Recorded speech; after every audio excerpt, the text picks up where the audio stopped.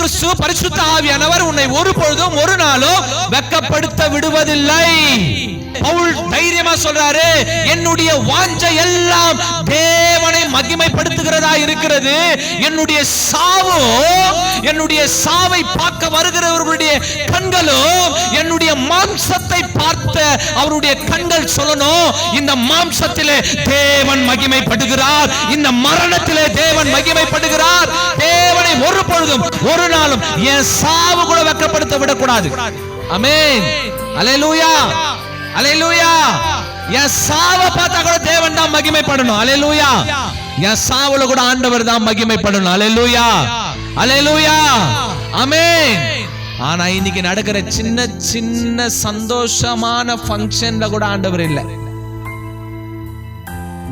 நீங்க யாரை மகிமைப்படுத்தி யாரை வெட்கப்படுத்துறீங்கன்றதை தெரிஞ்சுக்கணும். அல்லேலூயா, அல்லேலூயா. உலகத்தை மகிமைப்படுத்தி தேவனை வெட்கப்படுத்தி கொண்டிருக்கிறோம். உலகத்தை மகிமைப்படுத்தி தேவனை வெட்கப்படுத்துறோம். நீ கிறிஸ்தவனா இருந்தா கிறிஸ்துவுக்குரிய காரியத்தை பண்ணு.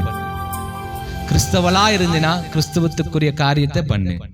கிறிஸ்துவுக்கு வைராக்கியமா இருந்தால் உன் கடைசி மூச்சு வரைக்கும், மரிக்கிற வரைக்கும் நீ வைராக்கியம் உள்ளவளாய் இருக்க வேண்டுமே தவிர கிறிஸ்துவை வெட்கப்படுத்தி உலகத்தை மகிமைப்படுத்தினால் என்னுடைய வாழ்க்கையில துன்பப்பட்டவனாய் எப்பொழுதும் துயரப்பட்டவனாய் இருக்கிறார். ஆகையால கிறிஸ்துவுக்குள் வைராக்கியமா இருந்து பவுல் சொல்ற ஒரு வார்த்தை தான் நமக்கும். அது என்ன வார்த்தை அப்படின்னு சொன்னா, நான் ஒன்றுக்கும் வெட்கப்பட்டு போக கூடாதபடிக்கு. அல்லேலூயா, அல்லேலூயா. ஒன்றுக்கும்னா ஆவில நான் வெட்கப்பட்டு போக கூடாது. சொல்லுங்க, ஆவில நான் வெட்கப்பட்டு போக கூடாது. ஆத்மால நான் வெட்கப்பட்டு போக கூடாது. மாம்சத்துல நான் வெட்கப்பட்டு போக கூடாது.